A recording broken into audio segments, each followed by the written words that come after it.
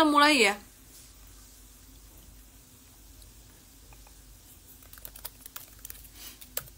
Oke.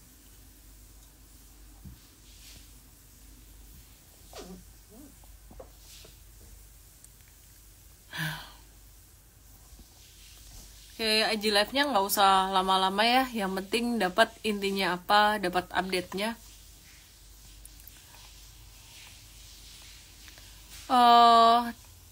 Ya, hari ini HSG-nya turun lumayan signifikan, sekitaran 0,7%. Saham-saham tech kayak Arto dan GoTo masih turun, dan ini expected untuk GoTo-nya. Dia turun 5% and that's normal selama di atas 86. Terus Arto hari ini turun lumayan signifikan juga sampai sekitaran 11%-an. Sebenarnya volumenya masih belum terlalu besar, tapi Arto udah naiknya agak banyak signifikan ya. Nah, terus kalau BBYB sendiri ini turun jangka pendek, volumenya kecil. Ini M-Trade udah TikTok 2 kali, swing trading 2 kali di BBYB. BBYB ini udah swing trading 2 kali, 9-12% ya jangka pendeknya.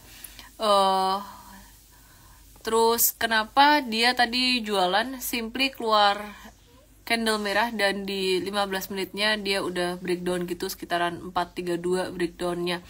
Jadi kita tadi ada jual, rekomendasi jual. Terus kalau jangka menengahnya gimana? Jangka menengahnya masih on track, kita masih hold untuk BBYB-nya.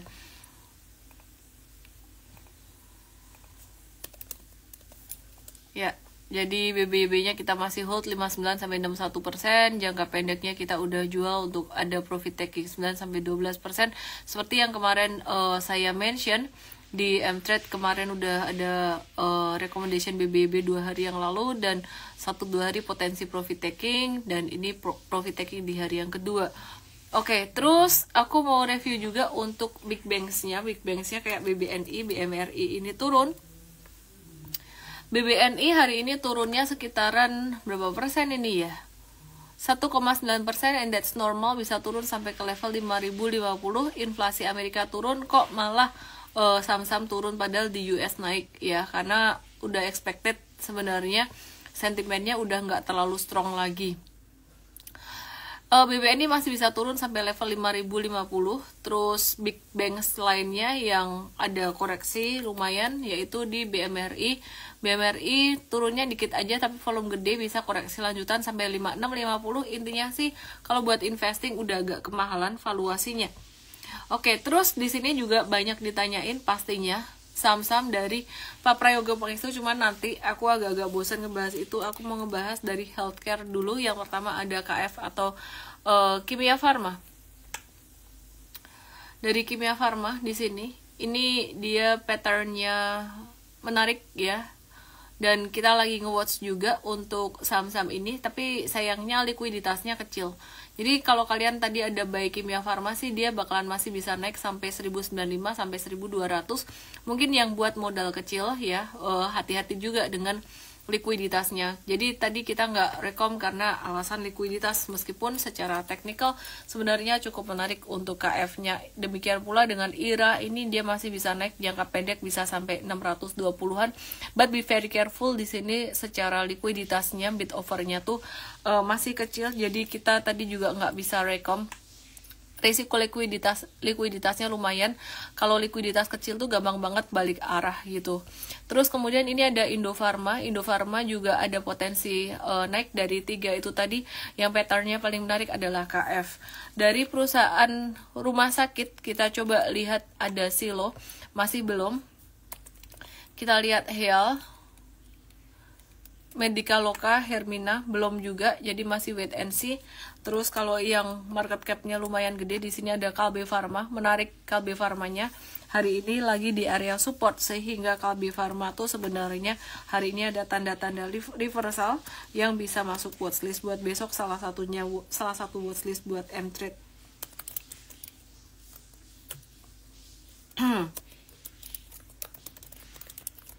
Oke, terus sebentar ya, aku sambil lihat-lihat di sini beberapa data. Woi, lagi IG live. My husband being goofy. Lagi IG live, woi. Dia nyanyi-nyanyi di kamar mandi, dia lupa saya IG live, parah. Gak denger lagi saya kasih tahu. Kalian ngedengeran gak sih? Semoga gak denger ya. Goofy banget.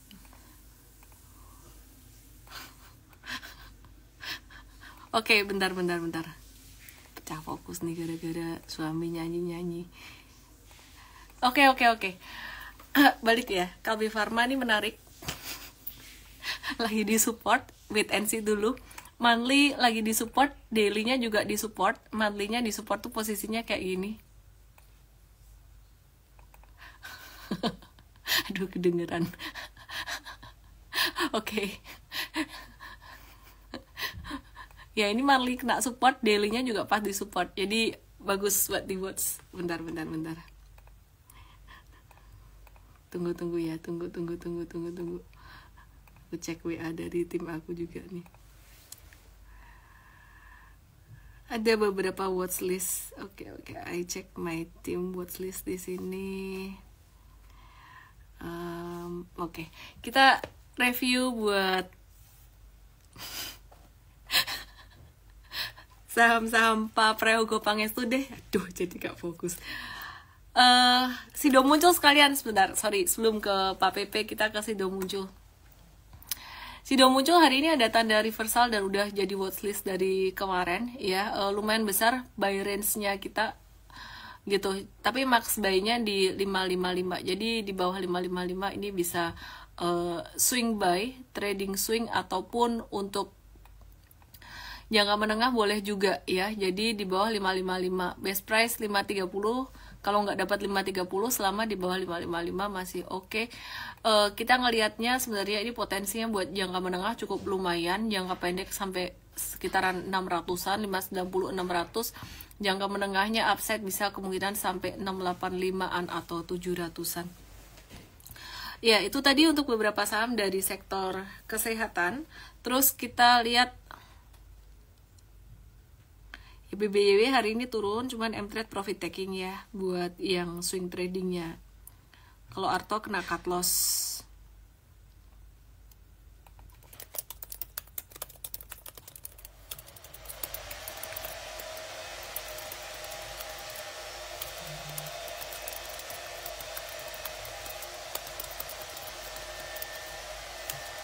Oke, sekarang bunyi hair dryer.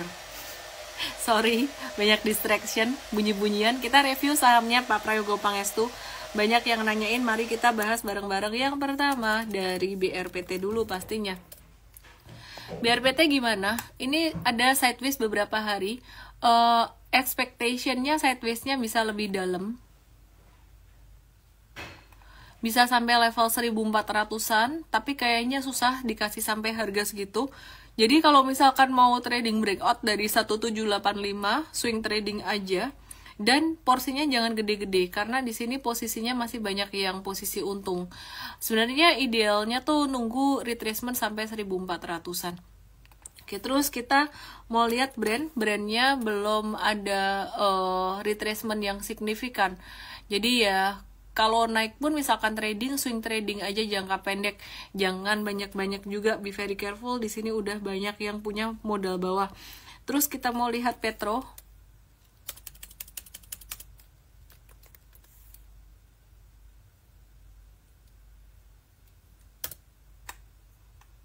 Nah, Petro ini retracement-nya cukup bagus. Aku ngelihat retracement-nya Petro ini cukup bagus di sini.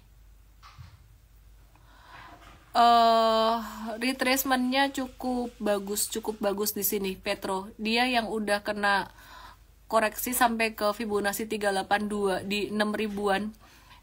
Retracement lebih bagus lagi Petro tuh di 5125. Tapi kalau di 6.000-an aja juga that's interesting.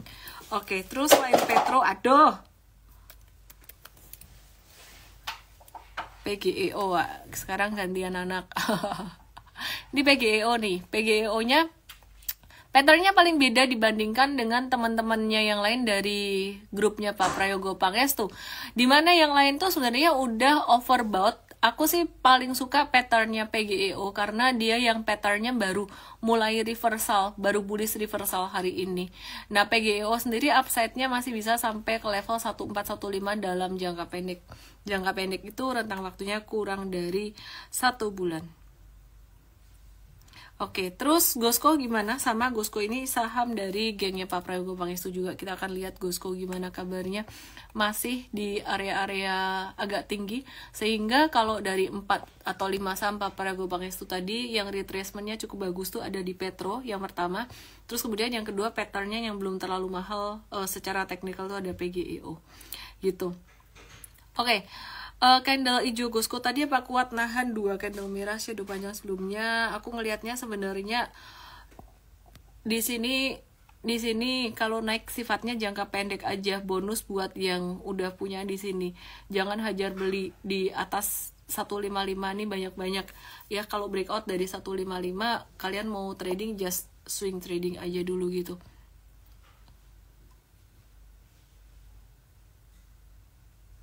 TPIA gimana? TPIA mari kita lihat sama. Expected TPIA harusnya ada retracement sampai level 4.000-an itu akan lebih bagus, 37 sampai 4.000-an. Kalau misalkan dia breakout dari 4.800 sifatnya untuk swing trading aja atau nggak trading sama sekali. Jadi aku lebih suka kalau dia ada sideways-nya dulu gitu.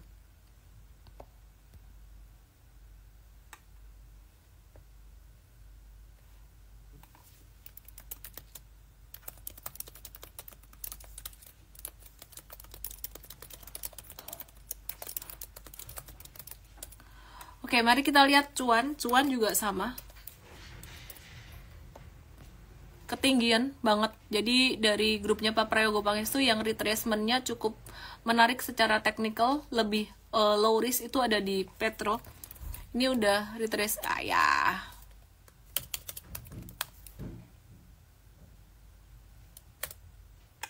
ya, di sini retracementnya udah cukup lumayan sama PGEO. Aku expect BRPT bisa turun lagi sebenarnya. Ini PGEO naiknya cukup bagus. Oke. BBYB udah aku bahas tadi. Ada yang masih nanya lagi. BBYB jangka pendek M-Trade tadi ada profit taking sekitaran 9 sampai 12 persenan. 9% lah.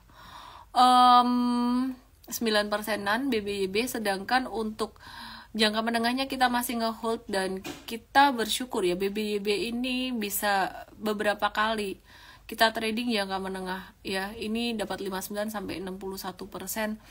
Jangka menengah waktu itu dari 27 November juga bisa untung sekitaran 40%-an. 23 sampai 27 November berarti sebenarnya di sini. 23 sampai 27 tuh di sini. Ini sempat trading juga waktu itu. Gimana kalau belum jual Arto? Kita ngelihat perbankan digital masih bisa naik sih. Arto tuh sebenarnya belum breakdown support. Nah, aku nggak tahu kalian ruginya berapa persen. Kalau M-Trade hari ini ada pembatasan risiko sebenarnya bukan technical, tapi lebih ke mathematical karena persentasenya udah lumayan gede. Arto tuh breakdown di 3000. Kalau dia turun dari 3000 baru dia breakdown gitu. Nah, jadi kalau misalkan breakdown dari 3000 itu trennya jadi nggak bagus. Kalau kalian belum cut loss, kalau kalian masih nge-hold batasnya 3000, di bawah 3000 cut loss. Oke. PGEO Pertamina.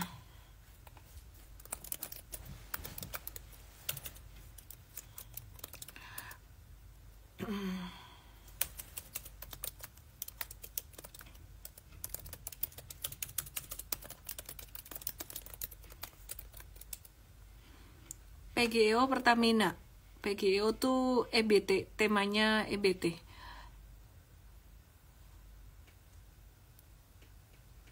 Jadi trader harus disiplin, jangan membenarkan sesuatu yang nggak pasti. Itu benar sih. Breakdown hari ini sih Arto belum breakdown, tapi secara mathematical kalau udah lebih dari 5% tuh swing trader mesti cut loss sebenarnya. Gitu. BBYB batas cut loss-nya di berapa? Let me check. Good question loh, bisa nanya kayak gitu. BBYB tuh dia, oke, aku naikin trailing stopnya di 386. Breakdown dari 386. gitu. Itu batasnya. Kalau dia jatuh dari 386 trennya jadi sideways, di bawah 348 dia jadi downtrend gitu. Gue tuh udah dibahas di awal tadi.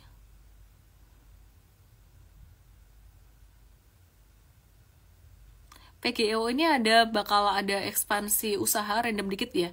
Dia ada merger dan ada rencana merger dan akuisisi di 3 negara gitu.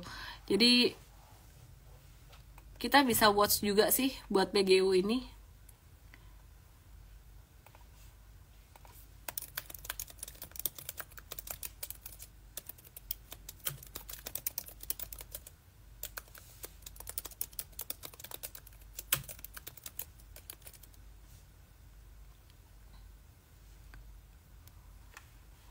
TPIA kayaknya udah dibahas tadi.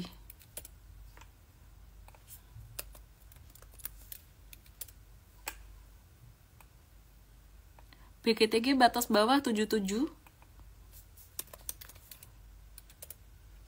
Aduh bumi, dia lagi membumi. IMD STC nanya bumi. Bumi dia lagi membumi. Aku naikin dikit ya biar lebih jelas. Hindari dulu deh, jangan dulu ya, avoid dulu bumi. Aku mau review dikit nih GJTL yang sempat aktif beberapa hari yang lalu. Ini hari ini kelihatan muntup juga. Tadi kita ada spekulatif trading juga buat GJTL ini. Kinerjanya berbalik positif ya. Ini Pak Lo suka, GJTL mencatatkan kinerja cukup bagus di kuartal 3. Balik dari rugi jadi cuan 699,27 miliar. Yang sebelumnya tuh setahun yang lalu tuh di bulan September itu dia rugi 169,33 miliar. Pendapatannya turun tipis, tapi beban pokok penjualannya juga dipangkas banyak sehingga dia dari rugi jadi cuan, sehingga fundamentalnya kelihatannya bakalan lebih bagus di sini. Technically selama di atas 935, di atas 925 ya masih oke. Iya. Ya PGEO lebih ke EBT aja sih, bukan Pak PP punya ya, Pertamina. Oke. Thank you for asking. Tadi ada yang nanya JPFA ayam-ayaman gimana kabarnya? Ini ada yang nanya nih, Agus Freya.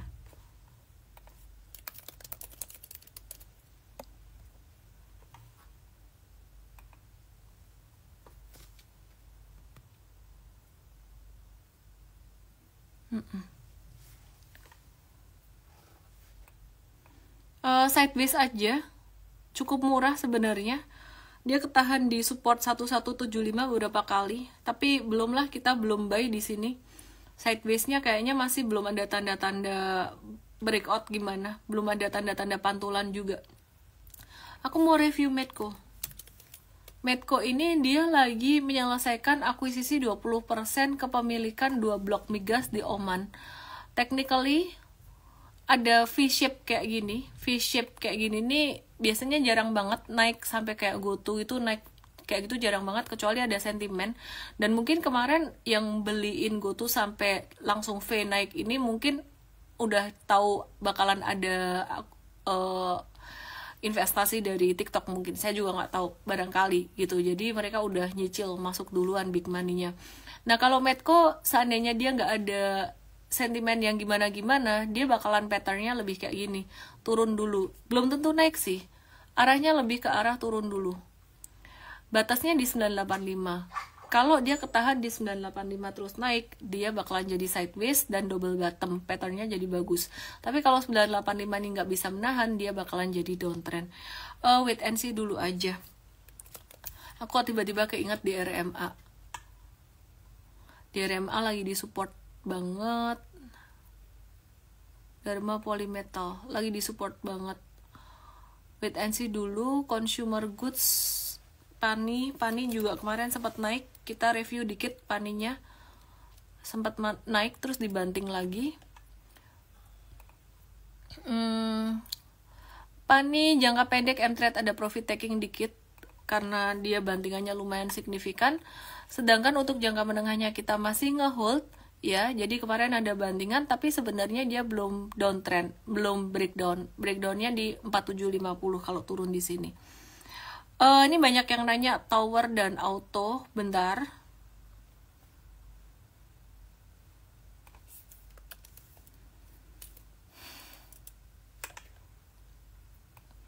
Ya, tower setelah breakdown dia naik signifikan, bakalan ketahan di level 1000-an dulu di sini. Wait and see dulu ya. Wait and see dulu aja.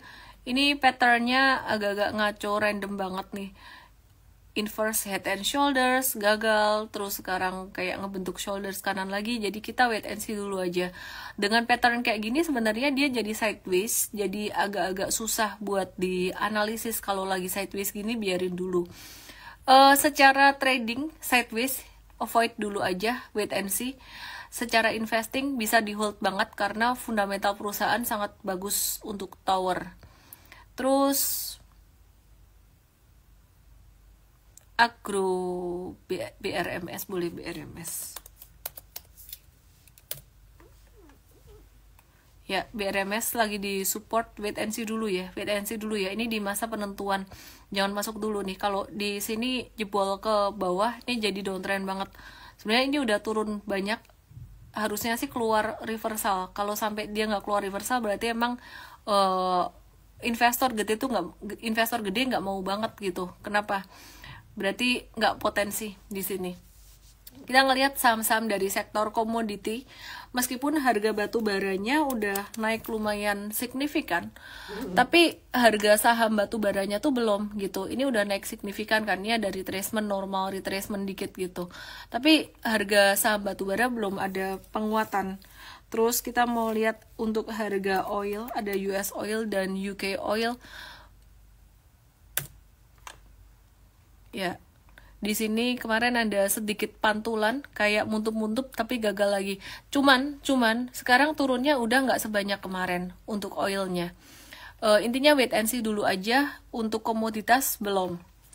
ADMR tadi udah aku bahas. Kita ada profit taking buat ADMR-nya sekitaran 7-8%. Jatuhnya lumayan signifikan, besok bisa jatuh lagi kayaknya.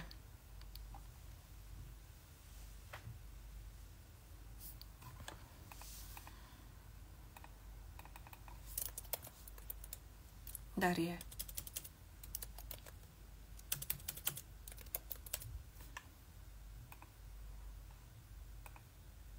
Jangka menengah juga udah dijual tadi.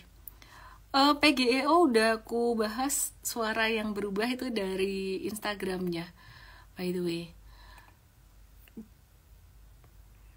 Ini ada yang nanya Indi.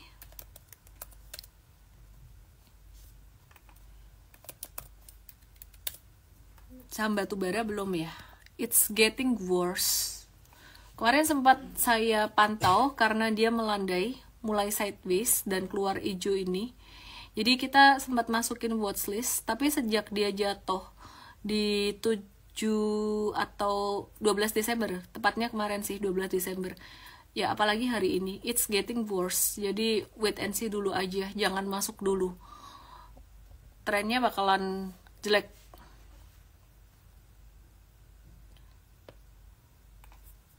Batubara sama semua. Ini TMG juga sama. Dia trennya masih turun. Ada sedikit tanda reversal tapi nanti dulu wait and see dulu aja. Breeze menarik. Ya, ini kita bisa masukin ke watchlist tapi jangan langsung dibeli dulu. Kemarin bantingan lumayan gede kan. Hari ini tanda reversalnya dikit kecil. Terus dia dekat area support MA 100.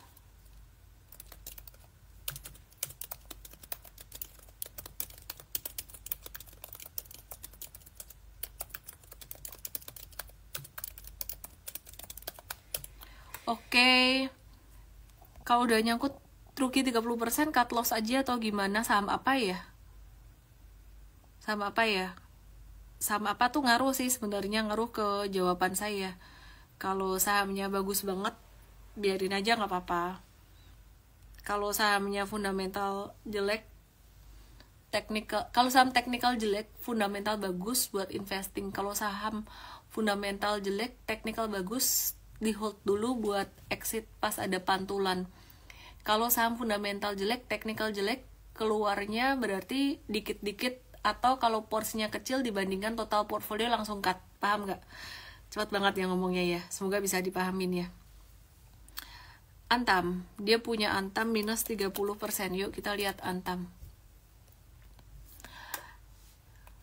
Antam nih sama kayak saham batubara, kita sempat watch sebenarnya karena lagi dekat-dekat support kuat, dan kemarin tuh ada hijau ini persis kayak Indi tadi. Beberapa hari kemarin tuh ada tanda reversal hijau. Nah ini pas kita ngelihatnya tuh pas harga oil ada pantulan. Pas oil ada pantulan, entah kenapa kok malah relate-nya ke situ gitu. Jadi pas harga oil ada pantulan tuh saham komoditas ikut mantul sebenarnya, terus gagal naik dan ini lanjut turun lagi. 3 hari turun candle merah kayak gini, wait and see dulu, jangan masuk dulu. Kalau udah rugi 30%, aku nggak tahu kamu punya berapa persen dari total portfolio. Sebenarnya kalau udah rugi 30%, kamu punyanya less than 5%, dan your total portfolio cut loss aja. Kan efeknya sebenarnya 5 kali 30 tuh kan berapa persen, hitung aja sendiri totalnya dari total portfolio. Nggak terlalu signifikan kan gitu. Kisel nanya Saratoga ini juga sama dengan saham-saham dari sektor batubara, karena dia di kelolaan dia, portfolionya dia tuh banyak banget saham dari sektor komoditas, baik metals maupun batubara. Ada MDKA, ada RO, dan lain-lain gitu. Jadi wait and see dulu deh.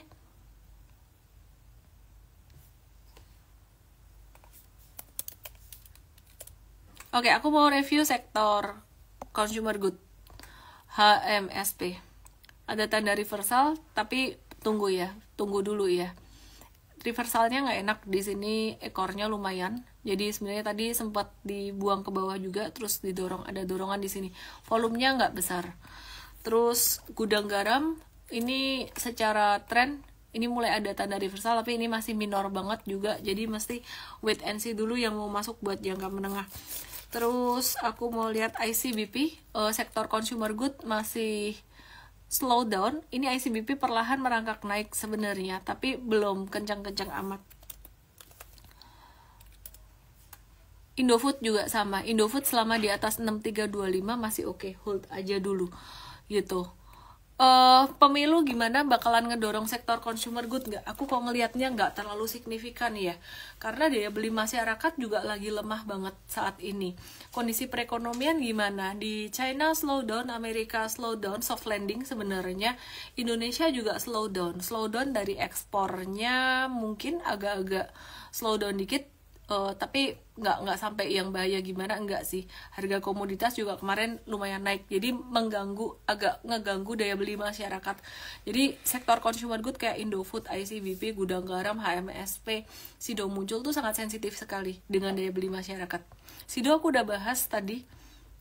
Hotel mana? Ini di Sheraton Hangzhou, bagus.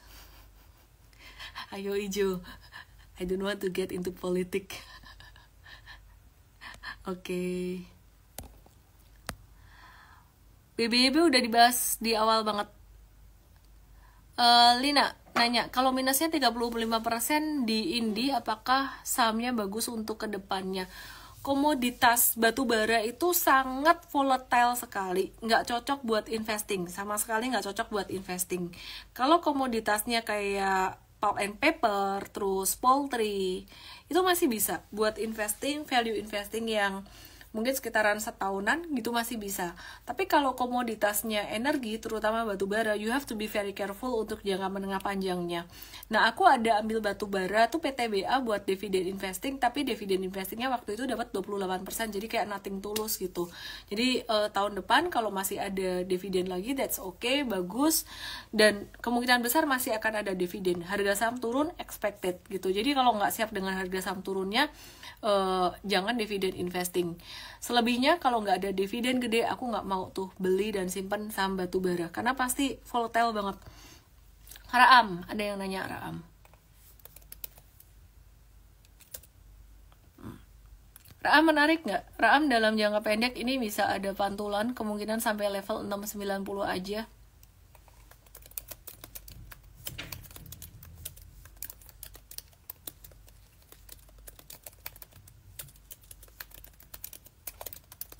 Ya, jadi dia nggak akan naik sampai 720 begitu cepat. Mungkin sampai 680-an aja. 680, 690-an dulu. Be very careful dengan resiko likuiditas, volatilitas. Likuiditas artinya gampang ditarik, gampang dibanting kalau likuiditasnya nggak terlalu besar. AMMN udah ku bahas belum ya? Kayaknya udah deh. AMMN udah. Ini naiknya cuman dikit doang, volumenya kecil, naik terus nih, volumenya kecil nih, banyak bandingan di sini. Aku melihat ini markup sih, atau retail yang beli. Ini bukan smart money, bukan big money yang beli. Jadi masih akan ada resiko bantingan lagi kayak gini, karena ini kelihatan banget, signifikan banget. Ini big money buang barang nih, lagi profit taking. Dan ini mungkin retail yang beli atau ada markup, saya nggak tahu juga. Markup, ngerti nggak sih markup? Coba ada yang bisa definisiin markup nggak di sini? Kalian yang define markup apa? Tulis di komen. Biar PT wish. Apa bedanya volume tinggi warna merah dan hijau? Kalau di chart aku pakai trading view, merah tuh berarti pas harga sahamnya turun. Hijau pas harga sahamnya naik. Tapi kalau di online trading definisinya bisa beda. Ini udah dibahas tadi. Ini beberapa orang minta SMGR. SMGR lagi di bawah juga sebenarnya, lagi di support. Banyak saham yang lagi di support ya. Tadi aku perhatikan ada beberapa lagi di support. Wait and see dulu aja. Aku ngeliat window dressing atau Santa Claus rally-nya ini udah hampir berakhir. Nggak ada sentimen yang bisa menyegarkan market lagi gitu. Jadi sentimen suku bunga sentimen inflasi Amerika yang turun dan lebih bagus dari ekspektasi pun nggak bisa ngedobrak market. Artinya sebenarnya market ini udah agak-agak overbought. Jadi udah naiknya lumayan signifikan dari bulan November kemarin, tepatnya tanggal 2 udah naik tinggi. Nah, sisanya di bulan Desember ini sisa saham-saham yang belum banyak gerak, itu saham-saham sektor komoditi, baik energi maupun non energi, kecuali saham Pak Prayogo Pangestu. Itu, dan juga sektor properti itu bisa kita watch, tapi naiknya nggak bakal signifikan. Udah masuk musim-musim liburan juga gitu. Markup itu definisinya sengaja dinaikin tapi dikit gitu. Nih Topan Joy ini bagus nih definisinya, cuman nggak enak nih aku kalau ulang di sini. Pom-pom sama dengan markup? Enggak. Pom-pom itu pump and dump, bikin supaya ya kurang lebih sama lah, tapi beda. Tetap ada bedanya. Oke deh, Starlight, thank you buat BIM. Penasaran. Jember Auto nanya BIM-nya lagi di bawah banget. Ntar dulu deh, masih downtrend. Ini ada yang nanya, Meli kalau TLKM dapat murah diapain? Profit taking nggak? Trader profit taking nih. Dia ngikutin geraknya GoTo loh, perhatiin di sini. Dia ngikutin geraknya GoTo. Kalau dapat murah, TLKM profit taking dulu aja buat trader. Let's see, Asa belum juga. Belum. Oke, jadi tadi watchlistnya beberapa aku udah mention ya. Aku nggak tahu kalian nyatet nggak. Ada beberapa yang menarik di sini tadi. Ada PGEO, ada Breeze, ada apa lagi ya tadi ya. Ya aku sempat mention. Big Banks aku udah bahas kayaknya tadi. Let's see, Astra International dekat support juga 5.400 nanti dulu. Komoditas batubara, metal, oil tunggu dulu deh. Ini chartnya berbalik turun lagi. Bajunya pakai hitek. Kusut. Kalbi Pharma. Oh ya benar. Tadi ada yang bilang Kalbi Pharma, PGEO, Sido, Kalbi Pharma, Breeze. Oke. Ini penasaran, ada yang penasaran EFTK, GSMR. Oke, let me check.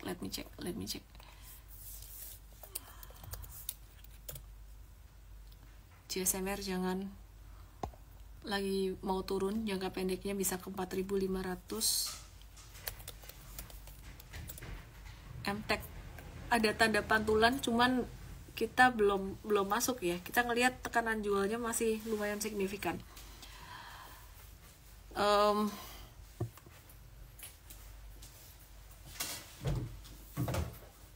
Ya, sama-sama Pak Hendra. Terus tadi ada yang nanya apa lagi sih? UNVR, PGEO udah tak bahas tadi. Unilever nih, bisa nih masukin watchlist pas di support kuat. Tapi bukan pilihan utama ya, dia naiknya bisa pelan-pelan aja.